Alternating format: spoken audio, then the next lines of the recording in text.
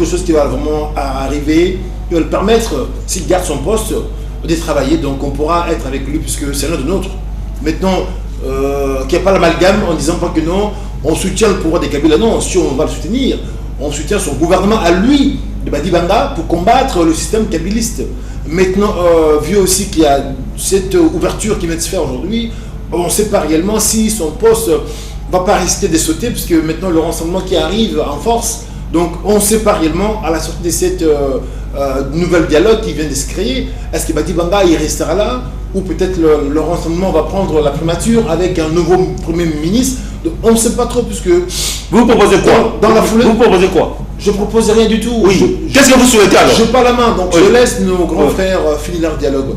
Je dirais dans 2 jours là, ce qui va sortir, nous on va, je dirais, l'apprécier, et par la suite nous sommes des gens libres et justes droits, on va choisir ce qui est bien pour nous, parce qu'aujourd'hui on s'est rendu compte que on s'est laissé un peu, je dirais, conduire, mais on voit réellement, c'est pas ce que nous on avait espéré. Donc on s'est dit, on laisse faire, laisse nous on fait notre point de presse. On dira aux yeux du monde réellement, la jeunesse congolaise, le combattant, la diaspora, le panafricaine, qu'est-ce que nous pensons pour le Congo. Merci.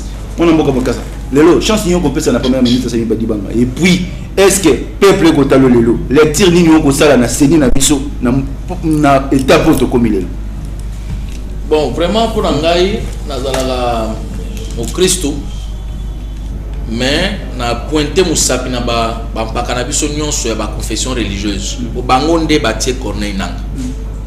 Selon loi et c'est président ya Seni, il fallait auta na composante société civile parce que na kati ya plénière ya Seni eza na ba auta na gouvernement bazali 6 o ba uti na opposition bazali 4 et puis misato ba uti na société civile na misato société civile fait ko bimisa o ko la président.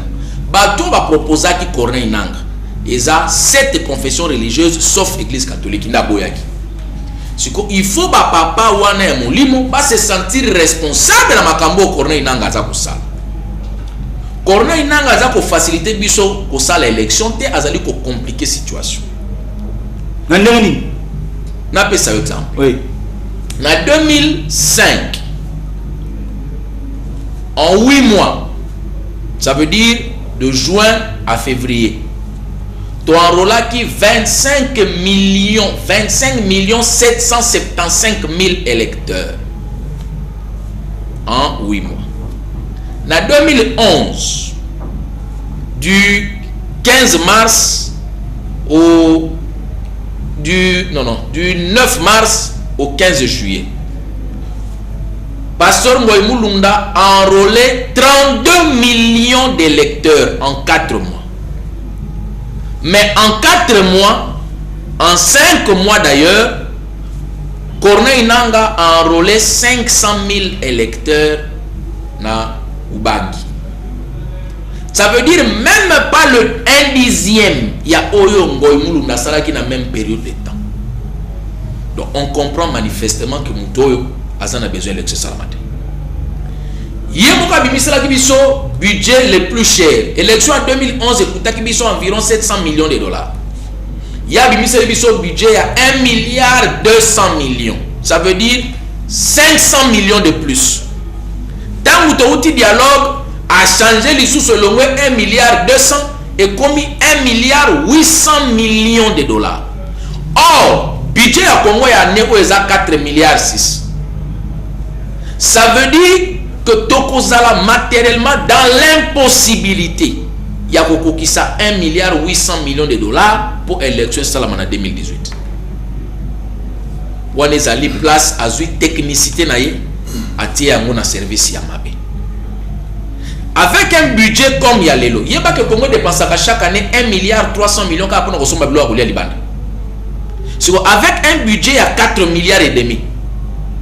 Pour nous socialiser charge salariale pour foutre on a 4 milliards on a débat pour foutre à fonctionnaire prise en charge à personnel quand on a 4 milliards infrastructure quand on a 4 milliards social quand on a 4 milliards en plus vous pouvez dégager 1 milliard 800 millions pour les élections les plus chères. Élection en 2015 à Canada coûtait 250 millions de dollars.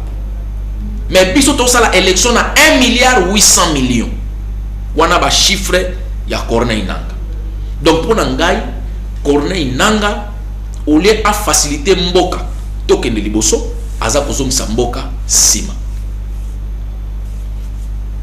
na ndenge azali ko boma to pe ko alourdir processus électoral na biso misala o baninga basala kana tango mukie ya tiango na tango mulai et puis atie yango ba primoko on dirait to tikala ko sala élection na Congo te parce que élection moko te to sala na Congo ezala 2006 ezala 2011 et tikala ko coûter 1 milliard de dollars mais y élection o ya y ezali presque 2 milliards de dollars donc ezali mabe ndeko Sami Badibanga o ya bimi premier ministre pour Nangaa eza nécessaire d'abord a cause la difficulté au sala musala. Pourquoi vous avez difficulté au sala musala? Parce que tangu ba ebisi tangu mokonzi mboka alongoli ndeko matata pono mais bazu bato ya matata pono ba collaborateur ba proche collaborateur na ye ba tie bango bisika nyoso mbongo ya Congo ekota yeba été plus de 75% ya mbongo na biso ya Congo ekota kana DGDA ou ezalaka ofida kala na DGI ou ezalaka contribution ba institution wana mibale ekoti saka plus de 75% ya recette ya gouvernement bazui mutu ya matata ponyo directeur de cabinet na ye batie na DGI bazui ancien ministre délégué na ye batie na FPI bisika nyoso mbongo ekotaka batie batamatata ponyo naza komituna bango wana pendant 5 ans ba financaki senité est-ce que ba kondima na une année muninga a réussir et sika bango ba échouaki point d'interrogation ce qui pensait fallait que batika la ndeko Sami Badibanga asala musala pour na ko financer ba élection il fallait que batika ye atia bato ye a ko contrôler na bisika wana mbongo za kokota parce que tant que botie bato ya gouvernement o échoué pour na ko organiser ba élection bato wana ba kondimate que ce que eux n'ont pas pu faire en 4 ans 5 ans bino musala ngo en une année donc pour na déjà na point wana ndeko Sami Badibanga est mal parti a ko échoué ba kolo balobi voilà to check opposant a ko quitter mais la réalité est que dès le départ moyen ou ekoka ko sungaye asa la politique na ye ba botoli yango na maboko est-ce qu'il faut na suka ya dialogue balobaki na suka ya deuxième dialogue balongola ndeko Sami Badibanga ce n'est pas nécessaire moi je crois que ndeko Sami Badibanga azali fils politique ya président Tshisekedi to moni patriarche ayambi ba okutu basali 10 ans la majorité maintenant ba décider que ba changer ayambi bango lokola bana et pas inaye donc ekozala difficulté mwana oye moko aforba abenda ye ba solo la ba yoka mais seulement il faut impérativement ezala premier ministre ou akozala accepté par Batnyos mwana mboka Bambali lelo est-ce que peuple kotalo lelo selon analyse au Kosala est-ce que vous avez confiance à Seni Nabiso peuple kokayo 2 chance nini on peut ça na bidjo batikeli mona mboka Sami Badibanga par rapport ya inanu etikali pour la organisation élection et surtout ba pesi charge faut social à peuple congolais à la Syrie. Non, je pense que mon co-débatteur vient de le dire hein, je ne vais pas faire de la répétition puisque aujourd'hui la CENI devait faire tout pour nous permettre d'avoir une élection rapidement. Nous voulons avoir vraiment une élection technique, mais malheureusement ils se sont gouffrés dans des choses qui ne sont même pas catholiques. Aujourd'hui, entre le finance que le chef de l'État qui devait financer, qui ont tout géré, offisqué, donc bref, la CENI aujourd'hui ils sont là, pas pour nous faciliter la vie, donc ils veulent faire que le chose puisse traîner. Le Congo ne sont plus types, donc malheureusement on doit subir, on va en partir. Donc on se dit, si à la base nous le renseignement on avait compris ce qu'on avait dit en Géval, je pense qu'aujourd'hui, on pourrait peut-être régler la situation. Malheureusement, parmi nous, on dit des choses, on revient, on se disperse, puisqu'il y en a qui ont faim, ce qui fait que la population congolaise en pâtit. Donc on se dit, bon, on laisse la chance à ces deuxième dialogue, on voit les résolutions, et par la suite, s'il n'y a pas de résolution conséquente, nous, la jeunesse de ce pays, on va se prendre en charge, on va prendre le taureau par les cornes, on va le tordre le cou. Cela veut dire quoi? On va se décider. Nous sommes de majeurs. Moi, je suis Lelo, deuxième dialogue, il y a un bandi. Il y a un peuple, surtout peuple à Tchang. musicien moko ya mboka na biso ayembaki awa ke demande le peuple ezosenga nini na minute oyo 1 et puis mboka na biso lelo toza kosouffrir na crise ya nini peuple ekotala yo.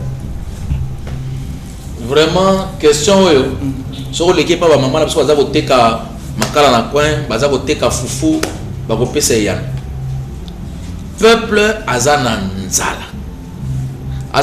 pona nini azana nzala po mboka ezali mal géré bato bako yiba mbongo ya mboka bako sala bango eloko te tango bakotaki awo basalaki ba déclaration ya ba bien na bango na ko sepela to kende ko zona ba déclaration wana ya ba bien o ba ministre basalaki ba to fongola yango to tala ba bien o bakotaki nango na gouvernement na o ba komi nango lelo batu ba détourner fibre optique bagangela biso awa fibre optique ba memina mokonzi ya mboka kende ko sala ko inauguration eloko esala te fibre optique bisika nyonso batia fibre optique balobi te internet ekokita soki totie fibre optique internet ekokoma haut débit.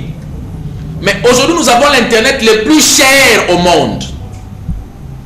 Même provider, même fournisseur internet awa Vodacom soko le weka ka ok en Afrique du Sud même Vodacom wana kuna zopesa bango internet 4 fois moins cher par rapport à zopesa la biso soko zui Airtel o zopesa la biso na o Airtel azako pesa na mboka lokola Ghana isika na uti kala mingi te na Accra tangu na tie sim ya Airtel ya Ghana internet na bango 10 fois moins cher que o Airtel azopesa la biso tout ça parce que bakonza mboka ba estima ki était na internet bato bali ko lamuka mitro ngoli ko lamuka.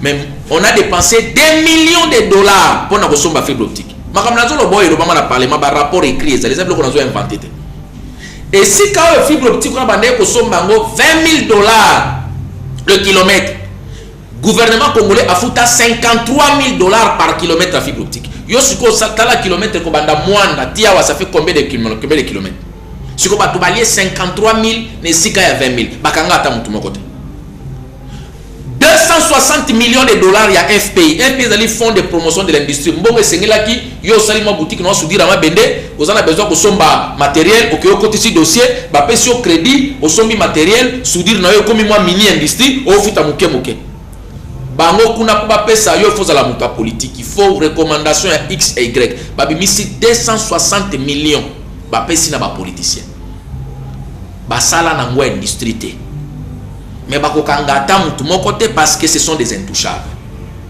Donc biloko wana nyonso soko jina ba politique économique au gouvernement matata tiela ki biso lokola ba bukanga loans 80 millions de dollars et kota na bukanga loans wapi fo bukanga loans soki bazwaki 80 millions wana bandi ko financer kaka ba agriculteur ya kala bazo pesa bango ba crédit ya ba $3,000 yo sala ka ndenge nini ok to si faciliter irrigation to so bela mo motopompe mettons sombo ke kendali boso.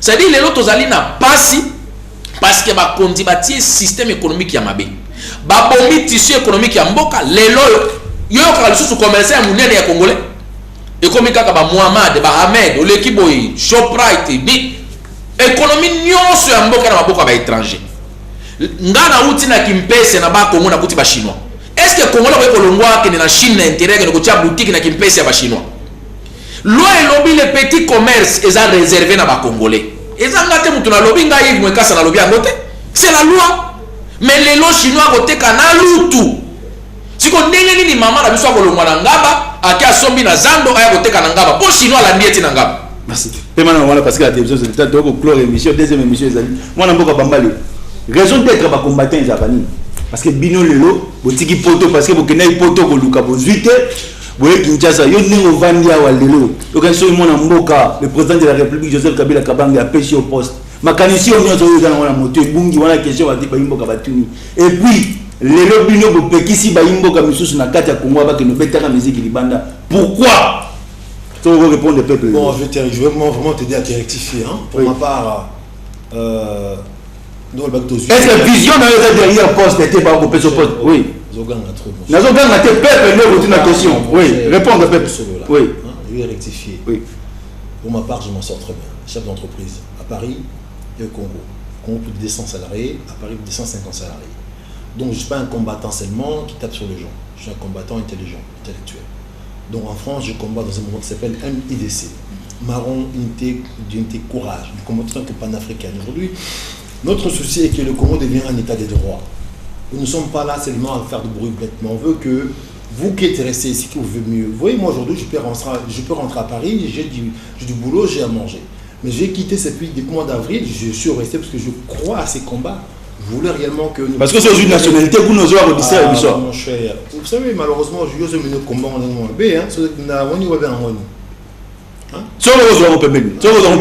Oui.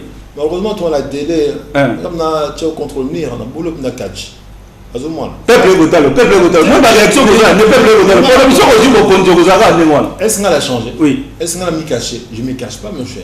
Donc, toi qui m'as dit, dans un combat, je suis un chef d'entreprise en France et ici. Je suis connu, je ne me suis pas caché. Nous combattons pour que nos concitoyens vivent mieux. Parce qu'aujourd'hui, on se dit, comme mon frère a dit, on voit des politiciens qui s'enrichissent, les autres qui sont là en pâtir au Congo, vous êtes riches, vous êtes pauvres. On voit des Libanais par-ci par-là qui s'en sortent. Moi, je vous dis mon histoire. Je suis arrivé en 2001 pour créer mon entreprise agence d'ESP. Je suis allé demander un crédit dans une banque de la place. Je vous dis, monsieur, il faut avoir une maison en étage. Une maison en étage. Comme je dirais, caution pour avoir un crédit de $50 000. Monsieur. Moi, avec mon business plan, dans 5 ans, je peux embaucher autant de salariés. J'ai le matériel, tout ce qu'il me faut seulement $50 pour lancer l'ouverture d'entreprise. Non, monsieur, il faut bien une maison. J'ai dit, non, mais on a des maisons familiales. Je ne suis pas tout seul, je ne peux pas l'hypothéquer pour ça. Ils ont refusé. J'ai offert mon ouverture sans un sou. J'ai vendu mes véhicules. J'ai créé mon entreprise. Aujourd'hui, j'ai encore plus de 250 salariés. Ça fait 15 ans que ma boîte existe au Congo. Pour dire qu'aujourd'hui, au Congo, notre économie, comme elle a dit, il n'est pas entre nos mains. Au Congo, il n'y a pas de banques congolais. Donc malheureusement, le Congolais qui vit dans ce pays, il n'est pas encore né. Puisque les expatriés feront tout possible pour maintenir le Congo dans ses pauvretés. Il faudra que les autorités là qui sachent, malheureusement, ils n'ont pas la science fige. Ils ne comprennent pas, ce n'est pas des entrepreneurs, ce sont des politiciens. Ils ne savent pas créer des emplois parce qu'ils sont dans un milieu qui sont que c'est que la politique. Nous sommes des gens qui sont censés à créer des choses, parce que nous sommes des créateurs, des entrepreneurs.